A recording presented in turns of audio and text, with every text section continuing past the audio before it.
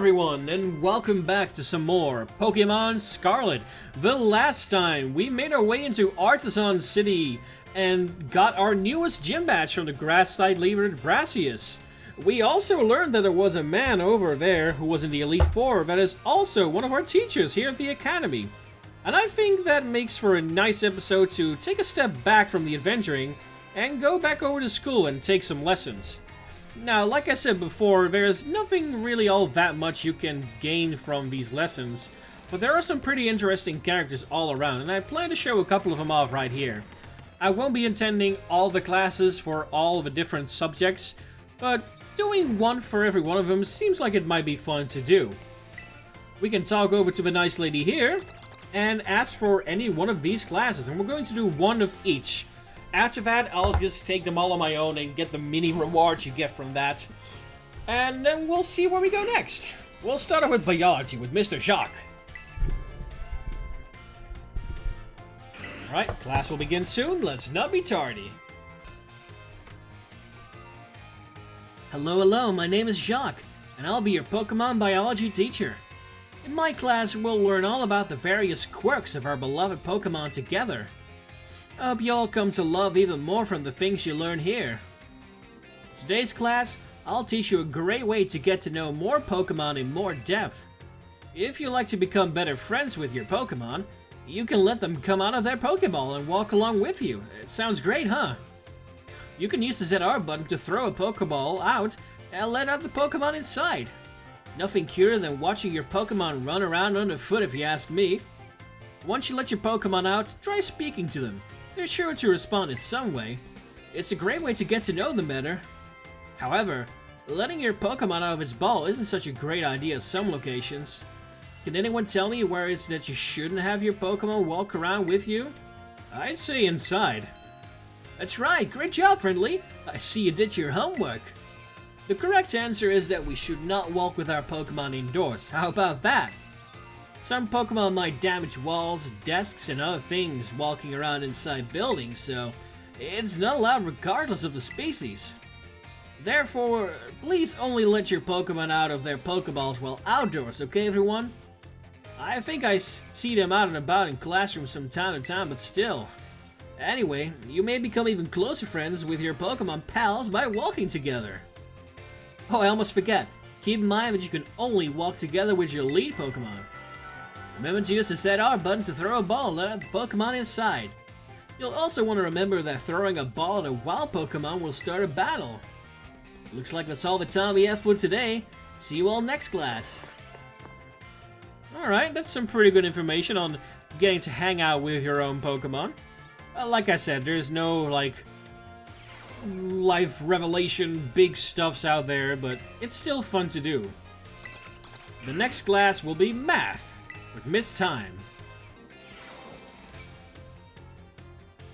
Hello everyone, nice to meet you. My name's Time, and I will be your math teacher. Sorry to put you on the spot at the start of class, but let me ask you a quick question. Do you enjoy numbers, arithmetic, and the like? Yeah, sort of. Oh my, thanks for your honest responses. Some of you may like numbers, and some of you may not. I think that makes a wonderful mix. But no matter your opinion on math, I hope you find yourselves enjoying a lesson together. I'll do my best to find a way to match up your interests with all types of math lessons. Speaking of which, are you all caught up on your studies with Pokemon matchups? For example, grass is strong against water, and water is strong against fire, correct? Friendly, you seem good with Pokemon, so let me ask you this. Bearing in mind that water is strong against fire, if the move Water Gun hits a fire-type Pokemon, what becomes of the move's damage? It's doubled. That's right, I knew I could count on you for this question, Friendly. Using a move of a type that your Pokemon's weak to is a super effective tactic. It multiplies the damage of those moves by 2. On the other hand, using moves of a type that your opponent is resistant to isn't very effective. It divides the damage of your moves by 2. I don't mean to encroach on Miss Dendra's battle studies territory, of course, but I thought I'd best use a lively topic as an example. That can make math fun even for those of you who don't much like the subject, don't you think? Oh my, is that the bell? I suppose that's all for now. What a shame. I'm looking forward to seeing you all in the next class. I hope you're looking forward to it too. I like that math class too. It's cute to show off like little extras and such. Like, oh, it actually doubles, or no. You know, if you're not really familiar with the Pokemon series, this is a great way to show it off. The next class is History, which is really interesting because it goes for lore rather than tutorial stuff. So, if you want to learn a little bit more about Paldea, then the History class is definitely one for you. Let's go learn a little bit more about the land.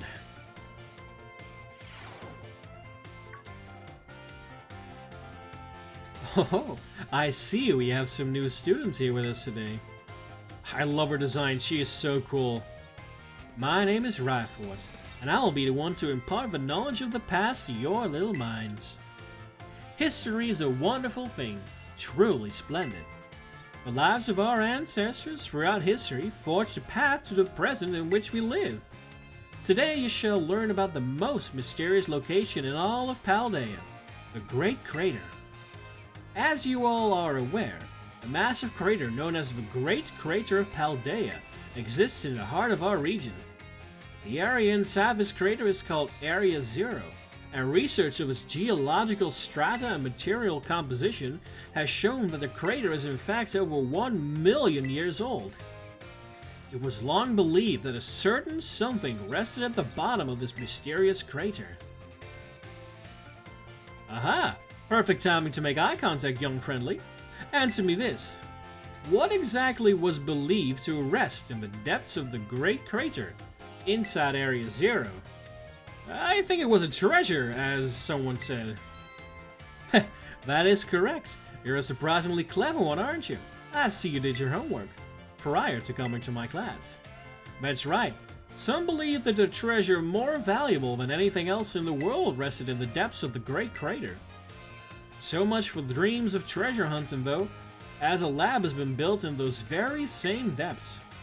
Oh, and before I forget, it would all do well to remember that the Great Crater and Area Zero are both off limits to all but those who have official business there. Do not dare entertain the foolish notion of gallivanting off to Area Zero in search of riches. It is no place for children dreaming of treasure and adventure. Besides, if it were at all possible to investigate the area, I would surely be the first to do so. Oh, it's at that time already. I must have gotten swept up with filling your minds with knowledge. This ends today's lesson. We'll unravel more of history's enigmas together next time.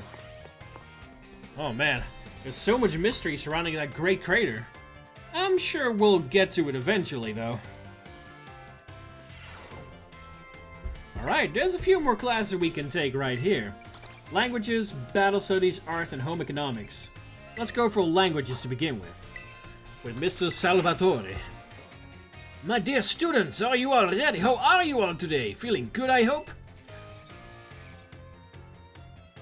Je m'appelle Salvatore. My name is Salvatore.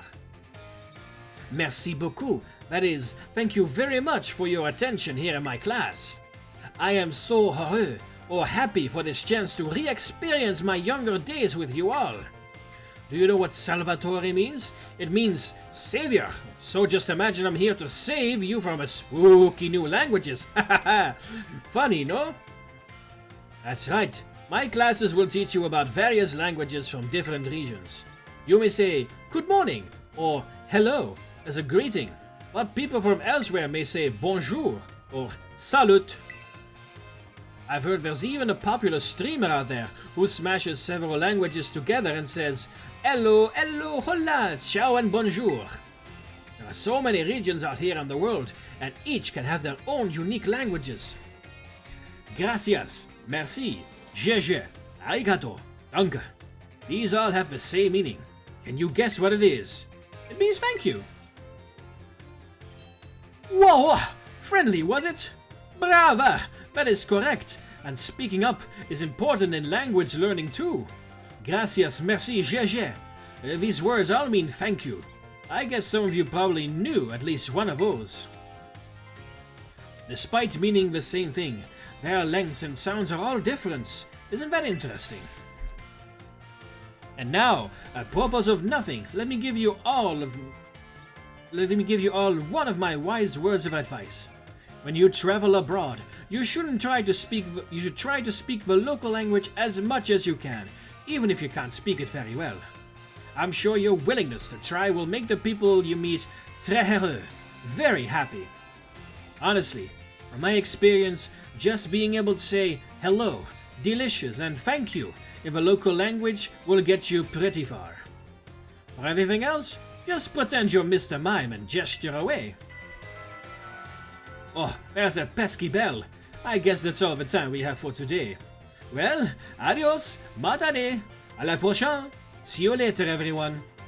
I love this guy. Salvatore is so excitable about everything. I love his lessons.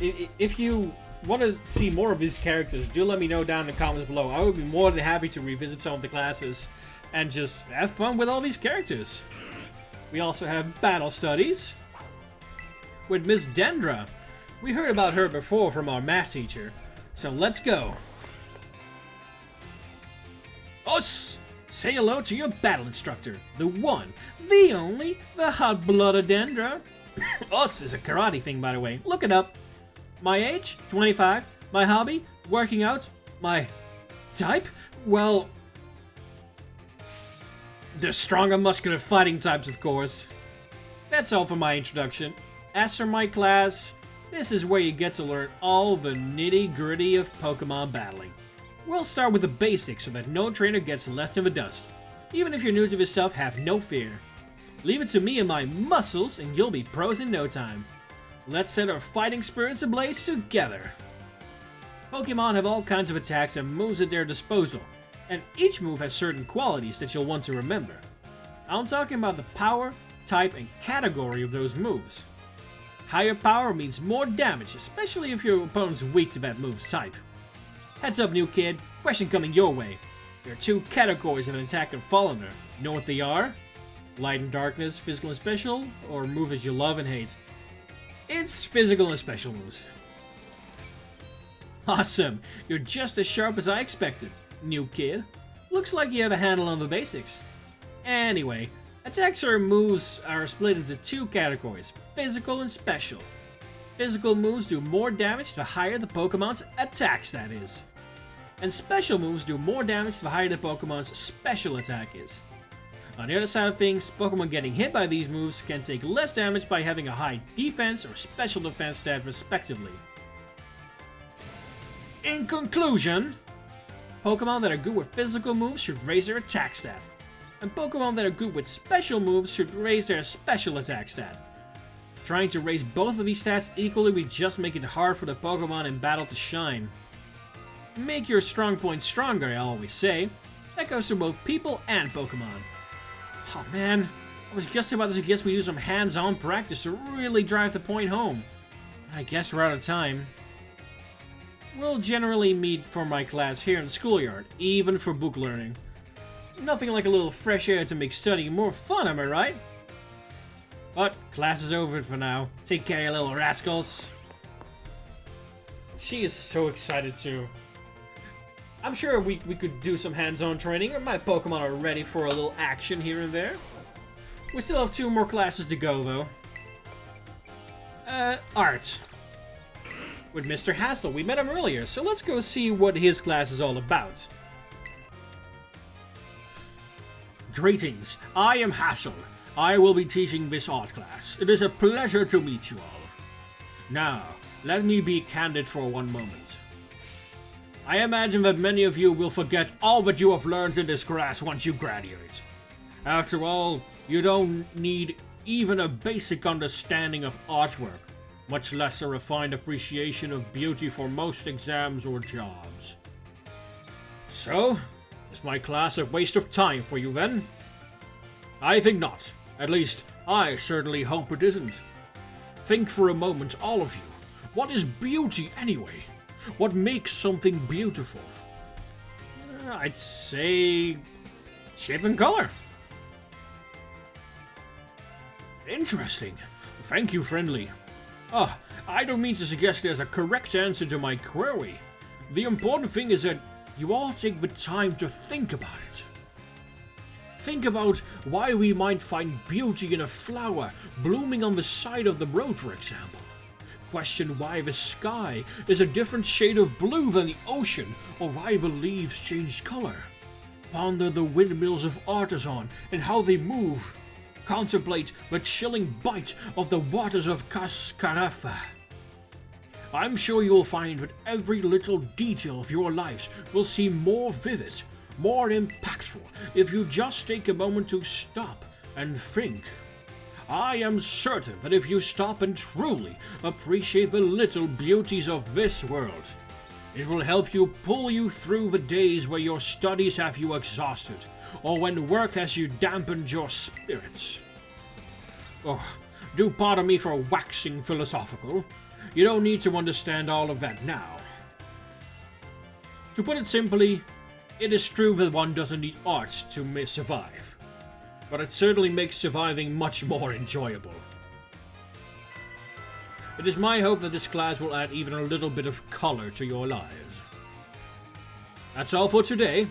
Next time we'll try a more hands-on approach to appreciating beauty. That really was a big philosophical spin to everything, but it was quite beautiful, to be very honest. Sometimes you just need to read a little bit like that to, truly get a smile on your face. Our last class is Home Economics with Mr. Saguaro, sorry. I see we have some energetic young ones in our class this time around. You may call me Mr. Saguaro. Your time here with me will be spent obtaining knowledge and skills indispensable for daily life. Many of you have left the care of your parents to live here on your own in the academy dormitory. I pray that the knowledge I impart on you will improve the quality of your lives and the necessities thereof: food, clothing, and shelter. Of those three categories, did that kid just appear out of nowhere? Oh well, I assume the most pressing and interesting for you all is food. When you eat sandwiches on your picnics, HP of your party Pokemon will be restored. You will also gain something called meal powers, which can provide all manner of benefits. Is that a grown man in my class? For example, these powers can make it easier to catch Pokemon, or increase experience points that your Pokemon receive. I think you will also find the breadth of these effects can be expanded by crafting sandwiches of superb flavor. Hey, Arvin is here too! Hello! What's more, there is a certain something that is particularly important if we wish to receive meal powers with even more helpful effects. Let me see. Miss Friendly, tell me, what must you keep in mind to receive even more helpful meal powers?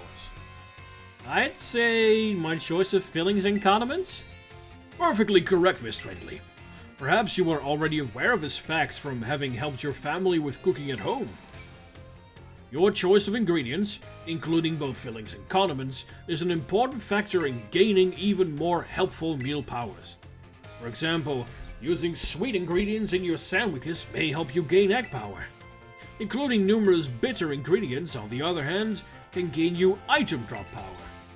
Learning to aim for specific effects when crafting sandwiches will almost certainly make your culinary endeavors more enjoyable. Please be aware, however, that you can also receive meal powers by eating at restaurants. I must say that I would feel the utmost joy if you all learned much here in my class and came to understand our home economics. Our time together has come to an end for today. I bid you all farewell. Alright, that's all the classes we will be doing for today. We could technically do a whole bunch more. However, I won't bore you with every one of them. Instead, I encourage you to go out there and try and do some on your own, because they're a whole bunch of fun to do, honestly. Before we continue on, however, because the episode is almost over, there is something that I did want to do. I mentioned the other day that Palmo still had an evolution it could go for. And the requirements of that evolution are a little bit different than what we're used to.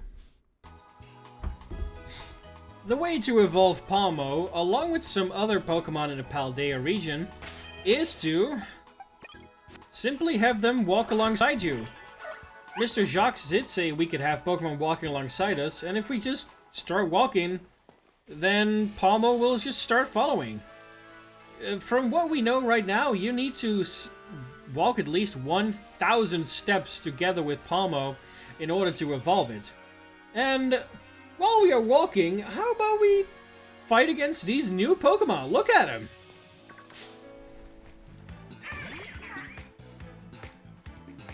This is a Squawkabilly. Squawkabilly are cool birds. There are so many cool birds in this game, honestly. I love pretty much all the bird-type Pokemon here. I was briefly considering doing this playthrough with nothing but the birds from this region, but that would be a little bit silly and a little bit hard in the end. For now, though, let's see if we can catch one of these Squawkabillies. They are so funny. I love them, honestly. Alright, here goes the Pokeball.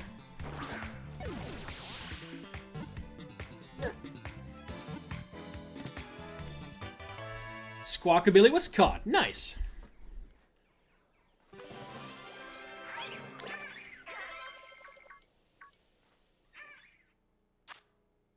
Squawkabilly, the parrot Pokemon. Blue plumage form. The largest of their flocks can contain more than 50 individuals. They fly around towns and forests, searching for food and making a racket. Alright. Well, I kind of want to get this done today, as in Palmo evolving. So we are going to be running around. I'll ignore any new Pokemon we see unless they're like a shiny. So let's just run around and get to evolving this Palmo.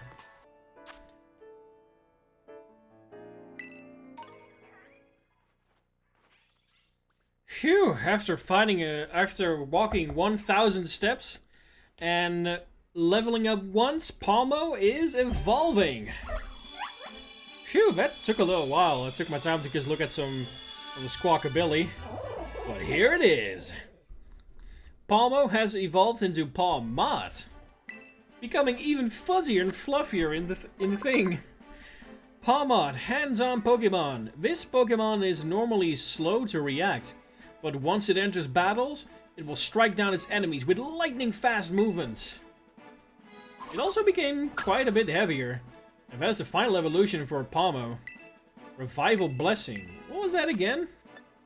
The user bestows a loving blessing, reviving a party Pokemon that has fainted, restoring half that Pokemon's max HP.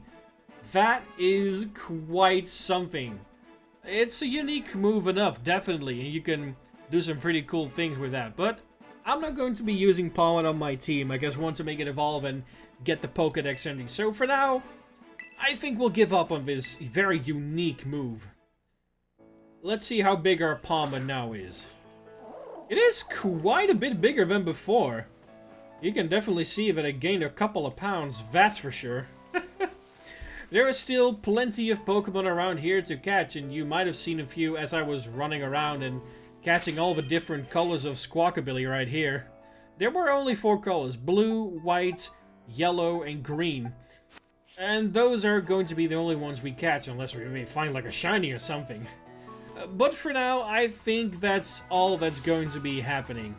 Alright, I would like to thank you guys so much for watching, and I hope to see you again here next time for some more Pokemon Scarlet. But until then, bye-bye!